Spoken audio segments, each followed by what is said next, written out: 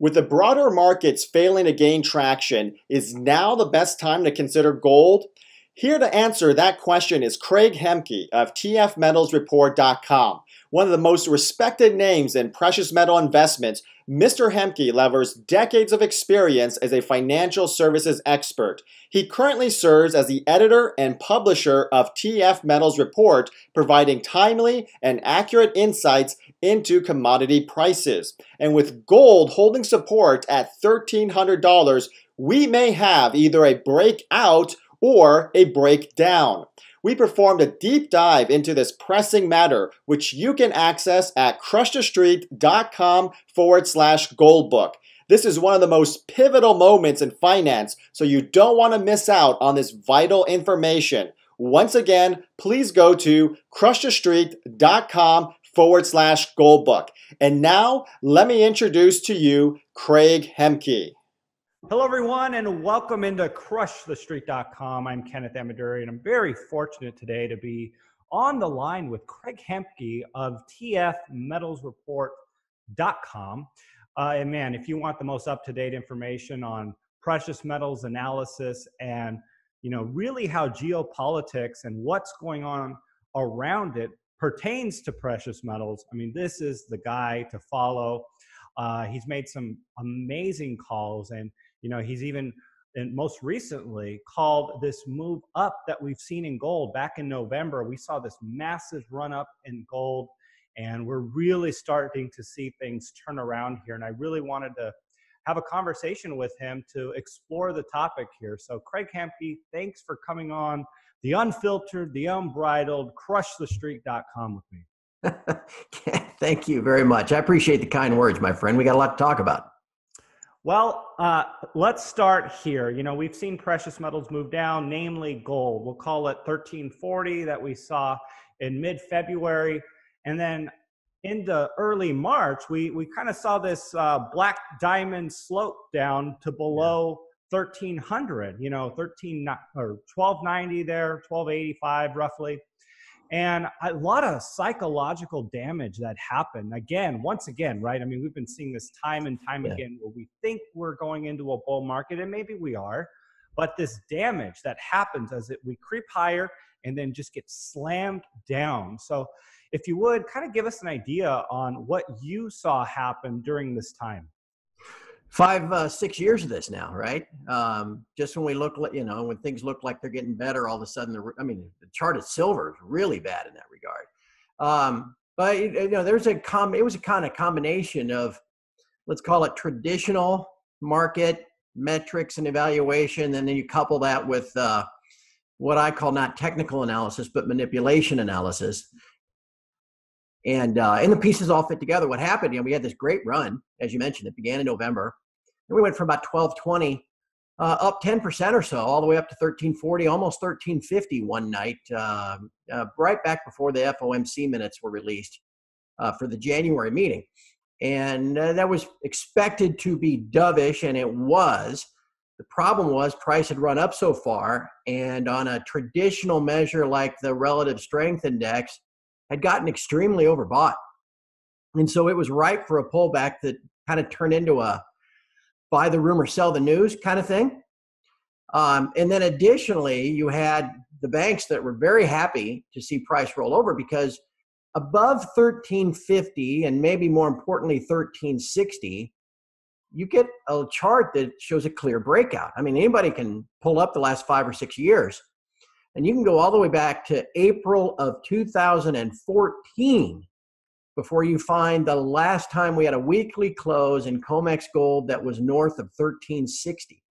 We've come up there, traded above it a couple of times, and then fallen back over the course of a week. We haven't closed north of 1360 in over 5 years.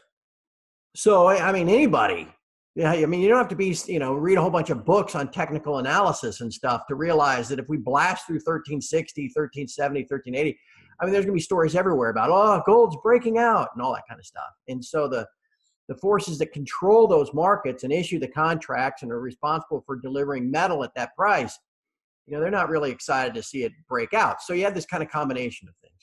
Once price starts going down, it's a traditional thing that we've witnessed in the COMEX markets, for literally decades. All the specs come rushing in because price has moved above some key technical level. Okay. While we were rallying, price moved up through the 50-day, and then it moved up through the 100-day moving average, and then it moved up through the 200-day moving average, and then the 50-day moving average bullishly crossed the 100-day, and then it bullishly crossed the 200-day, and everything was looking great. And all of these trading funds, and that are mainly run by algorithm, see these positive technicals. They all come rushing in.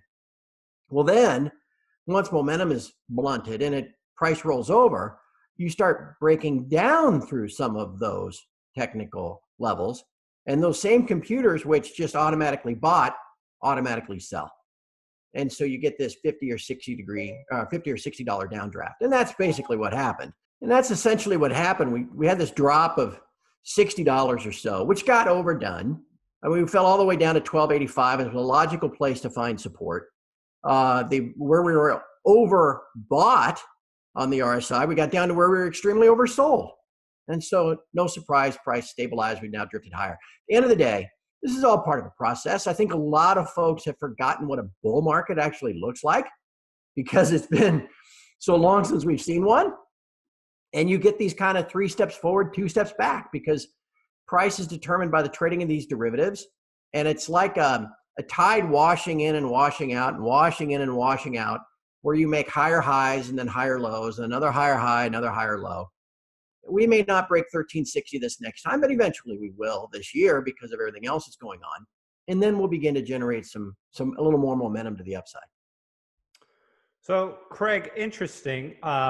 One of the things we've noticed is gold start to trade slightly opposite of the equities market, the general stock market. Case in point today, actually, the stocks are up and gold is actually up. And it really feels like gold is confused, especially after that big drop that we saw in February into March there. Maybe you could shed some light on that. But I was pretty optimistic too when we saw November, December, gold going higher and, stocks getting shaken, which was, the good inverse relationship that they typically have. And then when we would have those dead cat bounces in the stock market in that, declining period, gold was going higher, and it really symbolically, reflected a sea change happening in gold. Like, hey, it's going to do its own thing. But I'd like to get your thoughts on that. Are you optimistic that we're going to be in this defined, confirmed bull market that decouples itself from what goes on in equities, or does it need equities to really correct for gold to do its thing? Well, there was a lot of that analysis back in December, where people thought the only reason gold was going higher was because the stock market was going down. And you referenced, the discussions that I had at TF Metals Report and some of the other podcasts and interviews that I gave late last year. And I was saying, well, okay, maybe that kind of helps. But gold is anticipating what's coming next. That's why it's rallying. And that's why gold and equities have continued to rally this year. Because what's coming next is obviously a global slowdown. Here in the first quarter, the Atlanta Fed now projects U.S. GDP growth to be less than 0.5%. And a lot of time to still downgrade that. And with the Fed pausing their interest rate hike cycle, and never in the past have they paused and then restarted, right? So I think there's now this anticipation confirmed by the ECB that we're not going to get more tightening this year, and we're not going to get this balance sheet normalization crap that they've been shoveling on us for the last couple of years. That instead, at the first sign of a withdrawal of liquidity, look what happened to the global equity markets. Okay, so the stock market and now gold are anticipating this change in Fed policy and ECB policy and global central bank policy toward easing and more QE, unlimited, infinite QE. And that's why you're seeing them both go up. And that's all part of what leads gold higher this year. And that's why I'm so confident that we saw a bear market bottom at the end of 2015. And we're now, in this new bull market that is slowly ramping higher, kind of like the last bull market kind of slowly started ramping higher when it began in 2002 and 2003. And I say that because the Fed, and let's really lay this on the Fed, because the ECB has been on their own little path because they're desperately more screwed than the U.S. is, it seems. The Fed has, since 2013, played this game, QE3, and then that was it. Then they started talking about how, okay, now we're going to taper that, and then we're going to start to tighten, and then they tightened once, and not coincidentally, the very first tighten was in December of 2015, and that's when gold bottomed, and that's when the bear market ended. And so they've been playing this game saying, okay, we're going to tighten, because everything's normal now. Okay, rates are going back to normal. The balance sheet's going back to normal, all this kind of stuff. They've played that card now. And so as it becomes apparent that things are never going back to whatever normal used to be, confidence in the central bankers, the curtain gets pulled back. And people realize, wait a second, this really is. They're just flying by the seat of their pants. This has just been one big experiment since 2008 and 2009. And so where people bought the lie and the charade from, let's call it 2013 through 2000, even early last year, I mean, people are now figuring out that, wait a second, now they've just been kind of playing us this whole time. And as you lose that confidence, that's when a lack of confidence in the central banks and their fiat currency spills over into a growing confidence in alternatives like sound money. And then again, so that's why I think that this is a new bull market. Central banks are beginning to hoard gold. Other central banks, you use the word creditors to the U.S. are starting to hoard gold in major ways. Who comes out victorious in a reset scenario? Is it the reverse of the analogy of a rising tide lifts all boats? Is everyone going to suffer in this situation? Net suffer, right? Maybe they hedged with some gold, but is this reset going to really be damaging across the board? What are your thoughts on that? Well, I tell you, Ken, that's a tough one, because we're speculating about things that we think are going to happen, but it really haven't happened before, and so it's almost impossible to say, that's going to play out one way or the other. I think if anything, we can rightly assume, given history, that the US dollar won't always be the reserve currency of the world, right? Because we've had that privilege now for 75 years or whatever it is. And we took that over from the British, who took it over from you go back in time, the French and the Spaniards and the Portuguese, all the way back to the Romans. And so it's this transient privilege that we've had, and it's run its course. I mean, we got to the point where the dollar was backed by gold after World War II to give the system stability. But then because the world kind of recovered and all this trade was in dollars, and all of a sudden the people that held dollars, the country that held dollars, wanted to convert them to actual gold, we said, well, wait a second, time out. We're not going to play that game anymore. And we've been disconnected from gold since 1971. And so then you start just exponentially growing the fiat money supply to the point where the system just kind of eventually it goes exponential and spirals out of control. I mean, we're already up to the point where we're $22 trillion in U.S. debt. The only thing that is keeping the U.S. budget deficit at only $1 trillion a year is that they're able to keep the interest on the accumulated debt at a relatively stable low level because they keep knocking interest rates down, which is another argument against this idea that somehow, the 10-year interest rates in the U.S. are going to go back to normal or whatever that was at 5 or 6%. So we're at that point where you have to be steadily printing and creating more and more money just to service all of the existing debt, and money in its current form, cash currency in its current form is debt. So anyway, as we speculate, we think, okay, well, somehow this is going to snap back to some type of where it traditionally was, some type of sound money basis. But I don't know who the winners are going to be because I don't know who has the gold. For example, look at Switzerland. Switzerland was supposed to be this, this store of, wealth and conservative people and conservative fiscally. They still claim to have about 1,100 metric tons. You go digging through the Swiss National Bank records, it looks to me like all of that is leased out. So they carry their 1,100 tons on the books as promissory notes and leases as if they can get their hands on it at any time. Well, when push comes to shove, how are they going to get that gold back? And then the Swiss have no gold whatsoever. So and I just use that as an example of, it's impossible to say because we don't know who actually has the gold. I think China has a lot. I think Russia has a lot. Canada doesn't have any besides what's in the ground. And so anyway, at the end of the day, the only thing we can all worry about is what we do individually. And I think individually, in preparation for what is almost certainly coming at some point, you've got to own some physical gold and silver as wealth protection. You had a brilliant interview with Greg Hunter of USA Watchdog. And one of the things that you brought up, which I thought was very thought-provoking, was, talking about the debt jubilee or some sort of reset. Is the other side of the equation. Sure, there might be some sort of debt relief for the people who borrowed if this does come around. But what happens to the people who actually are counting on this payment? I mean, there's a ripple effect. There's a problem. There's an economic consequence for those people not collecting on what they invested in, right? And so, maybe you can shed some more light on that as it pertains to a reset and the problems that need to really trickle through the economy. Well, and again, that's just kind of, you got to second level think that one through, right?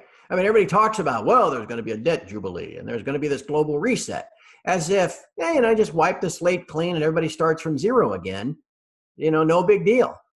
I don't know. It's probably a little more complicated than that. And that's the problem, is that on corporate, government balance sheets, whatever, individual balance sheets, debt is treated as an asset. Okay. So if I loan you $1,000 at 10%, and you're sitting there paying me, $100 a year, I still count that $1,000 loan to you as an asset.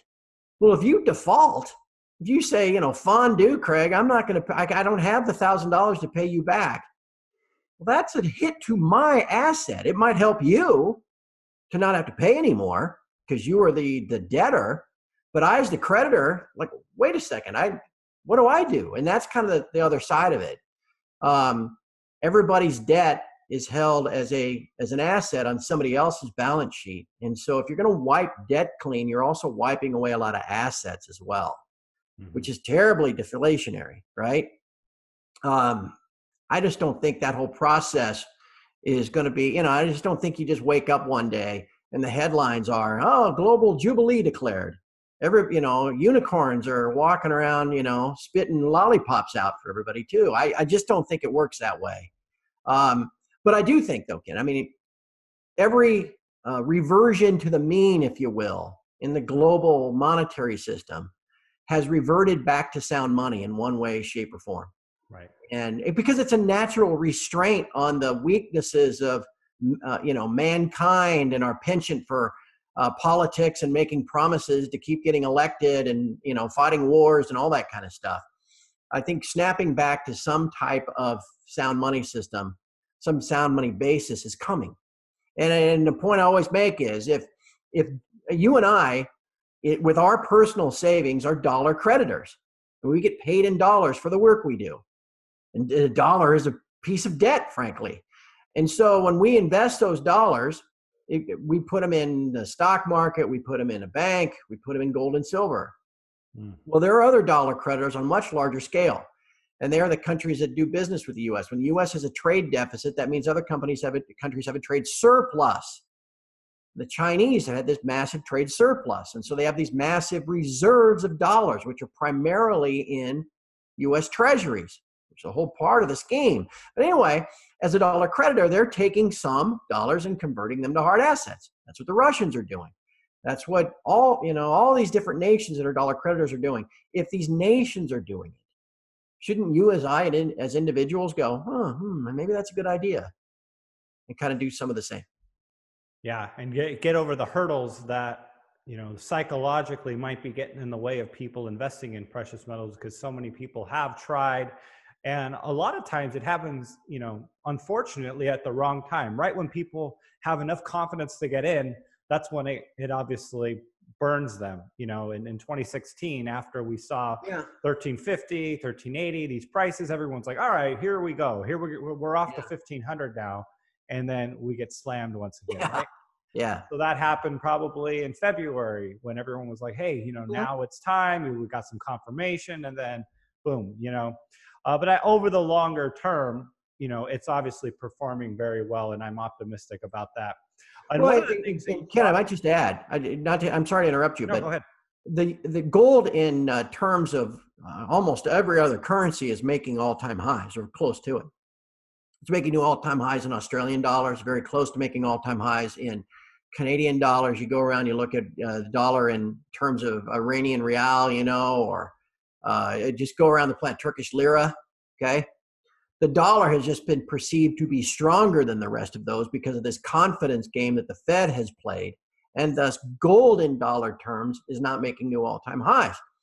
But as this cycle plays out and it becomes a dollar's turn to be weak again, which is what it was, from 2009, 10, 11 into 12, as that cycle turns again, then gold in dollar terms will go back to its all-time highs as well. I mean, it's at the end of the day, it's not a whole lot more complicated than that. Sure.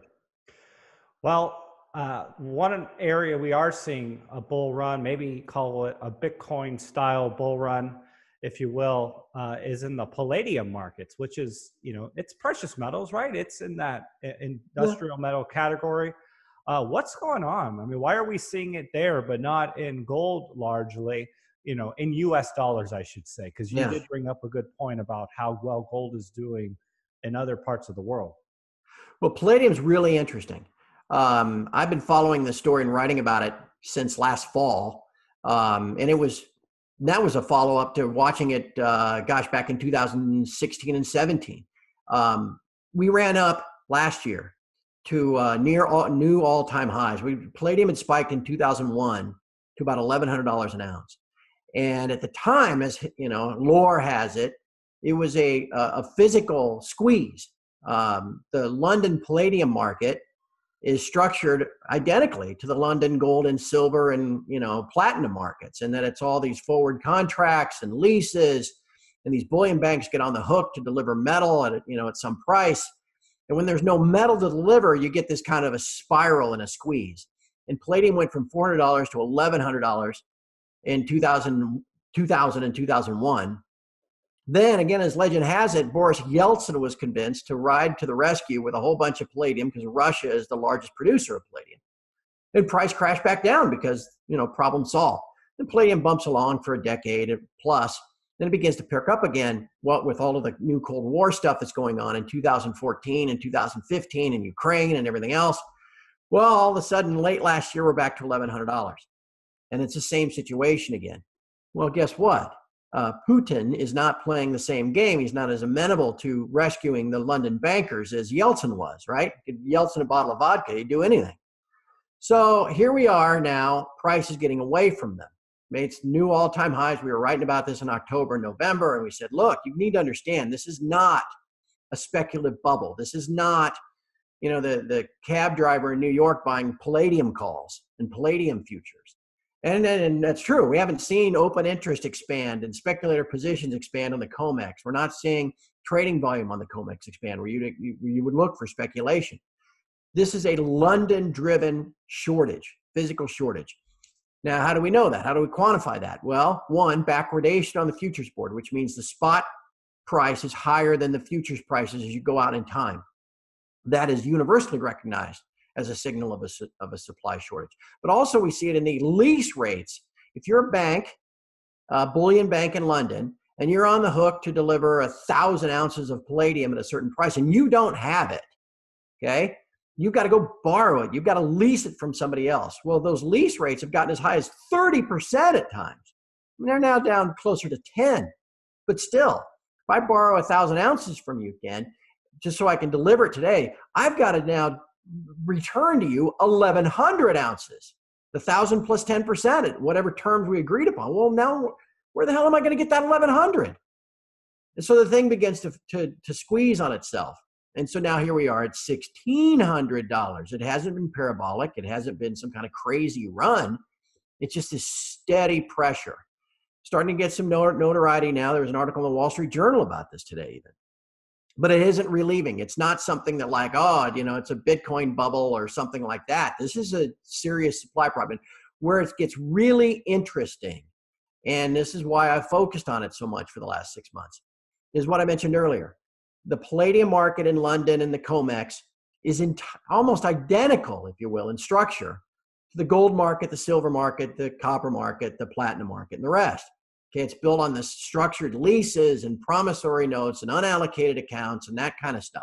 Okay, if the Palladium market were to fail, okay, where eventually it's just like a force majeure. Look, we just don't have the metal to deliver. I know we made this promise, but we don't have it. I'm sorry. You're just out of luck. My hope is that generates enough attention and notoriety that, the vigilantes around the planet, the monetary, market vigilantes go, oh, hold on just a second. Maybe all this stuff that those goofy tinfoil hat conspiracy gold bugs have been saying about how gold and silver are a scam, the way that they're priced.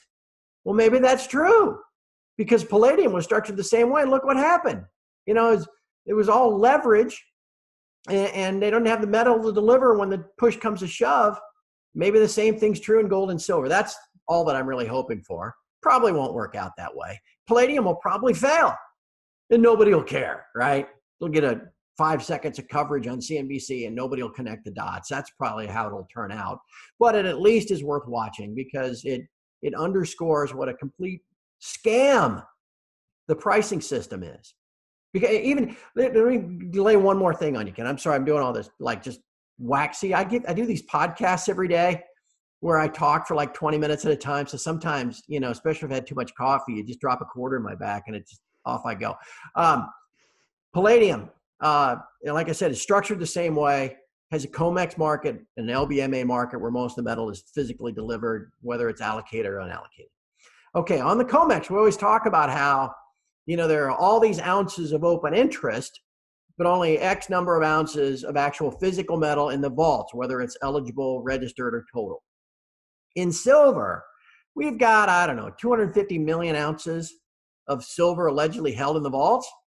And then you got 200,000 ounces of open interest at 5,000 ounces per contract. That's 1 billion ounces.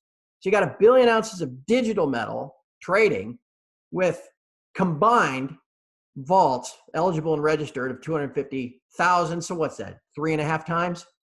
Okay. In gold, you got 500,000 contracts at 100 ounces a contract. That's 50 million ounces. There's about 8 million ounces in the vault. That's about 6 times. Palladium, the open interest about 28,000 contracts. That's 2.8 million ounces. There's 42,000 ounces there. That's about 65 times. So if anything should show you again how the Palladium market hangs by a thread, it's right there. It's a global supply deficit. It's been going on this way for about 10 years. It's all finally playing out. And at the end of the day, what we really want is for the Palladium market to collapse so that it generates interest and people go, hold on. And look at gold and silver the same way. Maybe, and then maybe, that we get a new pricing system out of it. Wow. That's I'm glad we went down this rabbit hole here because really it's so telling. And, if people, and I know the audience is very intelligent. I mean, you get so much value indirectly from this and apply it to different areas of the market. And that's why I like having these conversations because, if anything, it'll probably inspire some other thoughts that we're not even talking about. Sure. Yeah. Head down and think about and wrap their minds around.